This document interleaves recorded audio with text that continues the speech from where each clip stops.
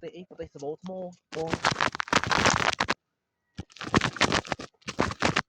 មិនប្រទេសអត់ថ្មប្រទេសសបោថ្មដល់ពេលអញ្ចឹងពាកថ្មម៉ាតក៏ថ្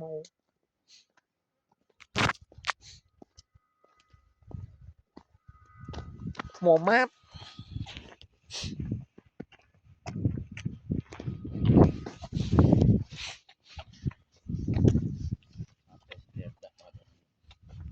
ដាក់ទេសភាពនៅ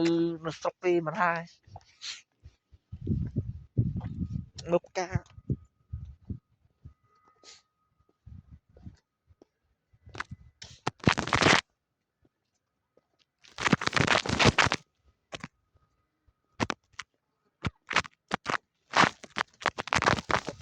អស់ជាមួយនេះ